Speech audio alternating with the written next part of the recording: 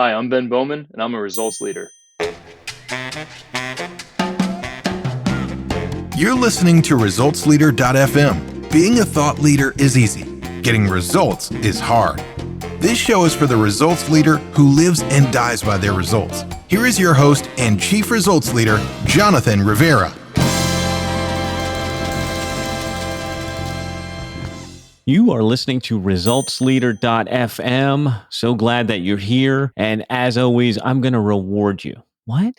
A reward? That's right. I'm going to reward you with another amazing interview. Today, I have Mr. Ben Bowman, who helps leaders make great decisions and build for scale. He's an executive coach, a leadership consultant, and an investor. Let's jump in with Ben.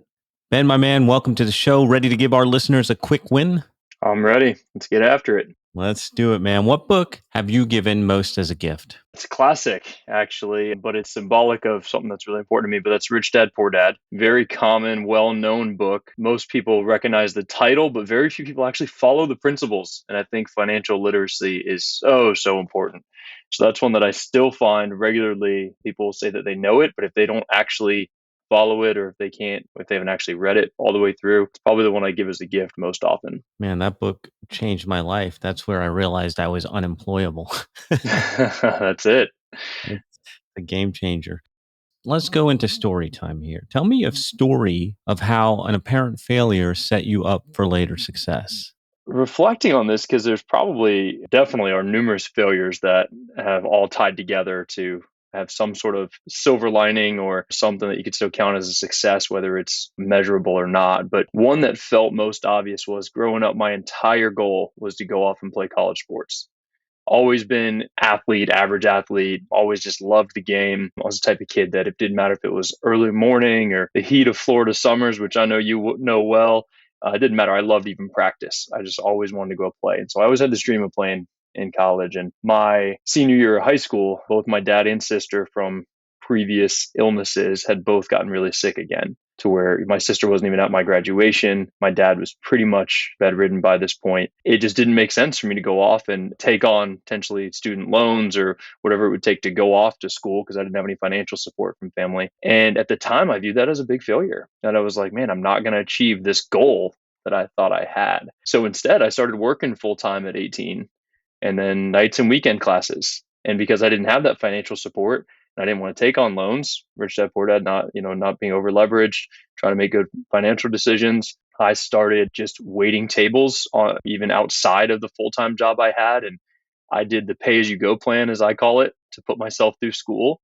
And it took me 7 years, but I graduated debt-free, paid every penny myself. And let me be very clear, that's 7 years for a 4-year degree. But I graduated debt-free, paid every penny myself. And what I realized is at graduation, I had now 7 years of work experience. And over these kids that I'm graduating next to, that maybe I'm a couple years older than some of them, a few of them even took that victory lap anyways, and they had nothing to show for it. But it gave me that opportunity to kind of have a step ahead when it came to what was going to come next in my career. And so obviously in the moment, I just realized, man, I'm working all day, coming home, catching up on classes, just to wake up the next day and do it all over again. But looking back now, what felt like not how I would have designed it was exactly kind of where I needed to be and how it needed to happen. Now, I know some parents out there who shelter their kids and we're paying for school. You're just going to focus on school. You can't go to work or any of that. Would you say, because you said it seems like having the work experience seemed like an advantage for you? It definitely was. But I would say it's probably wasn't as binary as that, right? It wasn't just as simple as any work experience or having a job versus going to school.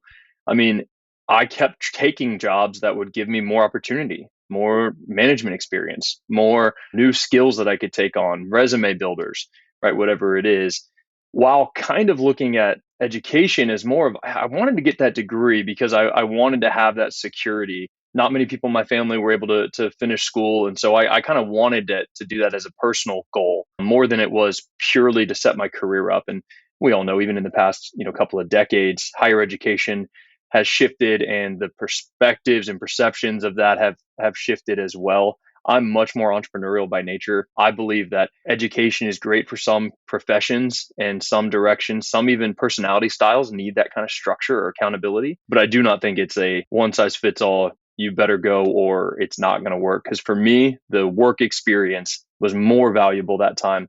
Now, I mean, I put it over my head in the office just so I can kind of have it, but no one ever asks me where I went to school or like, did I graduate or what my degree was or anything. So I think in the modern workplace, the modern kind of even social circles, it's much more about can you add value than it is did you pay for a diploma. I dig it, man. So Is that let's too harsh? no, that All I right. that's what we're here for, bro. I told you open and honest. So let's That's go. right. That's right. So what would you say is the most worthwhile investment that you've ever made? Yeah, this was probably a more kind of practical one, and I feel almost I want to like knock on wood to make sure, but real estate for me has been the most literal investment. Now, I could take the spin on it and say some of those learning experiences or working all summer while my friends did other stuff or whatever, and those things all absolutely would lead up. But I was like, let me share something that might actually be a different perspective for a listener that might be curious in these things. And so more over the past several years, I've been investing more in real estate, trying to find like cash flowing assets. I've gotten more and more into short term rentals, so vacation rentals, Airbnbs. The model that I've been using has been working really well. I have two up and running now in the past couple of years, a third on the way. It's been, especially the first one has outperformed even what I projected it might. Now, again, that's another example of the difference in what you do and how you do it, right? It doesn't mean that everybody that tries it's going to be successful. It doesn't mean that it's going to be successful forever. But so far, I would say that's probably, if we're going something tangible, that's probably the one that's from a formulaic perspective has worked out the best so far. Now, with the short-term rentals, do you actually do all the management, or are you buying turnkey properties? How do you get in there? A little of both. So I have a management company that handles all the day to day. There is still the asset management stuff, which is, to be honest, more work than I thought it was going to be. But the management company is still clutch. I mean, any leader is only as good as their team, right? You can't be everywhere. You can't do it all. So finding a company that you aligns with your values, kind of your way of doing things, the experience you want customer to have in whatever industry it is really important. So having that kind of resource or asset was really valuable. But there is still the extra work that goes into it. What's worked for me is I try to find something that I can get up on the market quickly. So I'm not paying the mortgage payment every month without having some sort of cash flow from it. Give you an example, the first one we got up and running, did some minor repairs, some touch up, new paint, some curb appeal type stuff.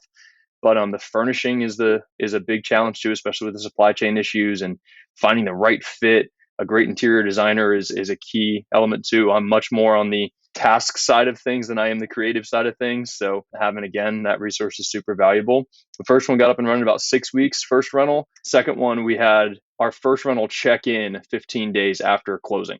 Wow. So fully furnished, 5 bedroom, ready to go, listing up and running, and the first booking, and they checked in 15 days after closing. So that was a big win. So let's think back. Over the last 5 years, what new belief, behavior, or habit has most improved your life? Yeah, I'm a big morning routine fan. There's a model from a book, Miracle Morning. If you or any of your listeners ever read it, great model that they share. I took it and kind of adapted it for myself. They share some best practices and kind of an aggregation of a lot of different kind of methodologies, if you will, around starting off your morning. But for me, it starts with my time personally for my personal devotions, my time in prayer, my time in scripture and the word, which also then leads into times of affirmation, visualizations, which I usually do while walking my dog. So it gets me outside early morning hours, which is proven to be healthy for you as well. How quickly can you get outside?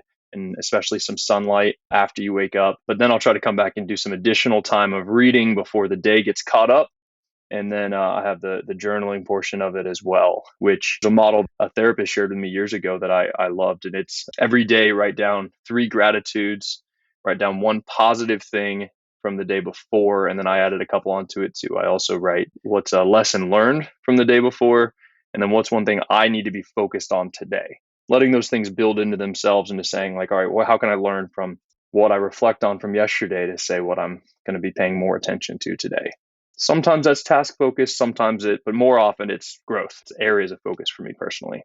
How long have you been practicing that morning routine? This model, it was February of 2020, which didn't know it at the time, but the world was about to change completely, or was already changing in some parts of the world. But for us in our neck of the woods, it was coming up quickly. So that was crucial to, even while being an entrepreneur and business changes, I used to travel every week, and then the pandemic hit and that changed the business model. Having that consistency or something that I could control every morning to start was super valuable through that time. So I did something similar prior, but that was where I really anchored that model for myself. And so you've been doing it for a couple of years. Has it been exactly the same, or have there been some changes and evolutions to it? Definitely some changes. For example, the affirmations that I'll share, even the visualizations I'll kind of run through. I continue to evolve those. Right. I don't think they'll ever really be static. There'll be some maybe similarities or some parts that'll last a lot longer than others. But part of that too is I also read a burning desire statement. I'm a think and grow rich kind of concept. And so for me, that's even shifted where when I first started that, I started doing that years ago. But when I first started that, it was all like true results in the sense of measurable goal attainment, right? It was make this much, be worth this much, do this, this, and this, be known for this. Man, if you were to read through it now, I mean, it is very different. It still has some of those, but I've gone much more of a lead indicator model than would lead to some of those lag indicators that are sometimes the end result. I tried to focus more on, all right, what can I control? What are my inputs that'll eventually get the outputs? That's the key. Looking at inputs, that's what we can focus on. Thank you for bringing that. So, what are some bad recommendations you hear in your area of expertise? I am a full time, you can imagine there's some really bad advice that we hear often. And if I'm being honest, there's probably times where I've given bad advice, right? I mean, where you just take a shot at something and it doesn't work out. But I'm going to go with a generalized answer, which is kind of meta in the sense once I say it, because this is kind of important to me that I feel like we sway too far in this direction of people saying this is the answer to something, or someone assumes that there's something that's a one size fits all, or whether it's an author that's trying to coin their phrase, whether it's an influencer or a blogger that's trying to become a thought leader, a subject matter expert on something. And they come out with what they pretend to be new and revolutionary and say, like, this is the only way to do something. And life is much more nuanced than that. There's a lot of gray areas. There's a lot of things that something could be great advice for one person and absolutely terrible for someone else. People die from droughts and floods. All extremes lead to error. Being able to instead look at something and say, hey, what fits for me? Or what fits for me even where I am right now? Because something that might have been great advice for me several years ago may not be as applicable now. And something that I might need to hear now might not make sense a few years from now. I think kind of narrowing in on recognizing that every situation is unique, every person's unique. We all have our default tendencies that we're trying to kind of hone in on the right approach for us. And so when I hear things that are overgeneralized or even overly confident, like that this is the answer for you. It's like, oh, well, let's slow down and zoom out and make sure that that's really what they need. I'm going to challenge you right now for a mental exercise, and it's just for my own curiosity Yeah, because we both agreed that focusing on inputs is the most important thing. But then I hear you saying that maybe that's not the right answer for everybody. So what would you say? I mean, if we both agreed, yeah, inputs is what you can control, play the other side of that. Help me see the other side of that. Can you? sure. No, that's a great example of where we're going to go within the example, right? Right, we're in the matrix now. We are. Facebook already stole the word meta, but that's what's happening right now, right? So even within that, though, I would say, well, exactly. It's customized, right? It's unique in the sense that someone might have to go through the process of trying to get to the goal or the outcome, like I did. Whereas if you hit them with, well, it's all about the inputs too early, well, they may not buy into it. It may not be as applicable. Now, I do believe that there are some things that personally I would say, yeah, that's truth. That's right or wrong. I phrase them as close handed versus open handed issues. As an individual, as a business owner, whatever it may be, like your values should guide your decision making. But your values may be different than someone else's. But to you, those values are right or wrong. So I think like that's kind of the exchange that I make for myself is, well, once you determine what fits for you, well, then, yeah, that's the method. So for me, I've got to the point where I've determined, hey, I'm more successful, I'm more effective if I focus on the inputs. One of my core values personally is stewardship, just the idea of stewarding what's right in front of you. So it's not, you're not responsible for the outcome. There is this kind of theme of ownership, and I love the mentality behind that. But for me, it's more about stewardship. It's more about how can I be a good steward of what I have, and then trust that if I do that really well, the intended outcome will be the outcome from it, right? That'll be the positive reward from stewarding the input. Man, that was a fun game. Let's move on and talk about results. Are you enjoying the interview? Yeah, I had to jump in here for a second and ask you, if you've been listening for a while and you haven't subscribed to this show, why not? Go to wherever you listen to podcasts, type in Results Leader FM, and hit the subscribe button. That way you never miss another episode. Now that we got that out of the way, let's jump back into the interview. Why do results matter?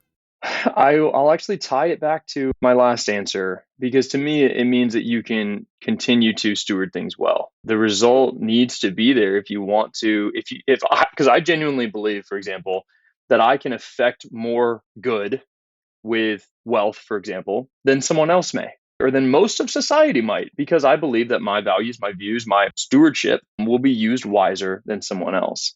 So now that doesn't mean it entitles me to be greedy or to try to win every deal, but instead say, no, I'm going to keep focusing on trying to achieve, trying to work towards those outcomes, because ultimately I believe that's what's going to feed into the opportunity to affect more positivity.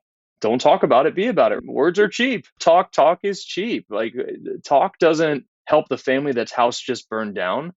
Talk doesn't help the thousands or millions around the world that are still involved in some form of slavery. I mean, it ultimately has to be about the end result, because that's what's going to affect change.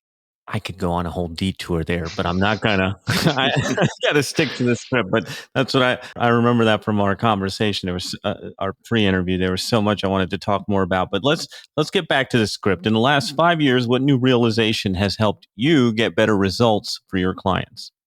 It's the fact that it doesn't have to be my answer. Where I've learned to shift the view. I felt, especially as a younger consultant, especially in an area where I work mostly with executives. I'm working mostly with leaders who have done exponentially more than me, that are worth exponentially more than me, that lead teams way bigger than I do, right? They've been there, they've done it. And so I, as in more mature or arrogant consultant, thought, well, I got to come up with an answer that they haven't thought of yet. Whereas now my approach is much more of, no, let me just help them think about things differently. Let me take more of a appreciative inquiry approach, right? Or Socratic questioning. Let me ask questions in a way that might just help them arrive at the conclusion. Because one, then they can add their own expertise to it. It doesn't have to be me always giving the right answer. But two, if it's their idea, they have a lot more buy-in towards it. It's a lot more likely to stick than it is if I just give them something from my own opinion personally. No doubt people love their own ideas. So let's talk about your business, man. What area of your business would you like better results? Just being vulnerable, it's one of the things we're kind of working on. But the business model in general of consulting can be challenging, because a lot of times you're exchanging time for money. You can increase your rates, you can increase your profile, you can demonstrate better ROI to justify those rates, to increase your demand. At the end of the day, you're still exchanging your time in order to earn that revenue. So that is an area where we're working on, is saying, in the modern environment, what are some creative ways to work through that? There's great ways using technology, more self-study approach, more e-learning resources, so more digitized product, or productizing services to where they're at least more efficient to deliver. So I would say that's the main kind of focus area right now. While continuing to keep our skills sharp, how can we shift the model to where we can help more faster, but also not have to always be actively earning it, and develop some passive streams within that business as well. I hear you talking about leverage, man. What results are you most proud of? I would actually say, I don't know if this qualifies, but it's what came to mind. A few years ago, I was able to help my mom pay off her mortgage. To me, that had been a goal for a long time, and still to this day, that's one of the prouder moments of my life.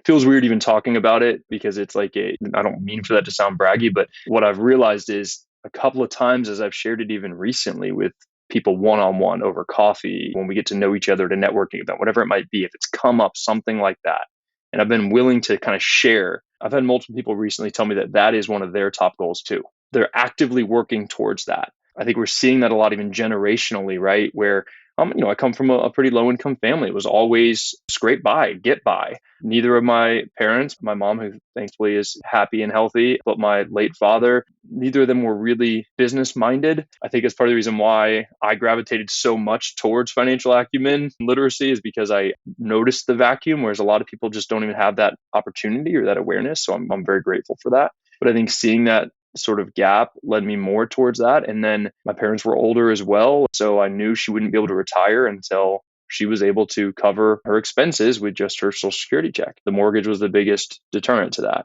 A few years ago, I surprised her on Christmas morning, was able to show her that it had been paid in full. So that was pretty cool. That's beautiful. Congratulations. So, any parting thoughts you want to share with the results leaders who are listening to us right now? I think even just in general right now, it is a tough time to be a leader. It's a very challenging time to be a leader right now. Now, challenging times create a lot of opportunity too. I'm naturally an optimist. I'm going to be glass half full, what's still out there. But just being a realist too, it's a tough time with obviously the ongoing ripple effect of the pandemic, whether it's people that are still kind of getting sick with the newest strand or whether it's the impacts it's had on the supply chain. Now what we're seeing, the concerns about the economy. Obviously, gas prices are having a major impact on the average family. I cringe when I'm at the pump, but I know I'm going to still be able to eat that week, right? Some people will have to pick one or the other, and it's unfortunate. But then you throw in all the social issues and the political challenges and diversity politically that it's causing. It's a tough time to be in leadership right now. Everyone feels like they're under the microscope. It's lonely at the top. There's a lot of stress. So I would probably say to focus on, you can only pour into others if you've filled yourself up. So whatever that looks like, don't be scared or ashamed to invest in yourself, to take some time to replenish, to find out what works for you, find things that refill your energy and instead of constantly pouring out your energy. So I would say take some time to reflect on that and get real on what that looks like, because that's going to be the best investment you can make into getting more future results. It can't be all instant gratification. Sometimes we need to do the hard things now because they're going to allow us to finish the race, right? They'll allow us to run for much longer, because that's what we saw early in the pandemic, because everyone was sprinting. Stress levels were high. Burnout was even coming because everyone was just running so hard. And they thought, well, if we can just get through this, here we are 2.5 years later, and people are still feeling like they're just drudging through this marathon. So I would say, take a break, take a time out, take a sabbatical, to have a staycation, right? Do something that's good for you so you can get up and keep running that race. I like it, man. There's no question that our listeners are going to want more from you. Where can they go to get it? I mean, I'm not that hard to find. Typical, I guess, way of our website's a great way to get a hold of us. You can also follow me on LinkedIn or Instagram, probably the two most active platforms I'm on. I haven't really taken off on TikTok dances yet, but maybe that'll be our next conversation. No, but Instagram and LinkedIn are probably the two easiest ways to get a hold of me. So what's the website address, and then what's your handle on the socials? Yeah, velocityadvisorygroup.com is the website for our company. And then I'm just Ben Bowman on both. On LinkedIn, it should be pretty easy to find under Velocity, but on Instagram, it's just Ben Bowman with an underscore. Excellent. We will have links in the show notes as always. Thank you, Ben, for hanging with us. Thank you, results leaders, for tuning in. Another show is in the can. That is a wrap for another edition of resultsleader.fm. If you are out there getting results for your clients and you want to be featured on the show, go to resultsleader.fm now and apply to be on the show. And if you love what you're hearing, share the show, give us a rating and review, do anything to help us get the message out there. Thought leadership is easy, but results leadership is hard. We'll catch you on the next one.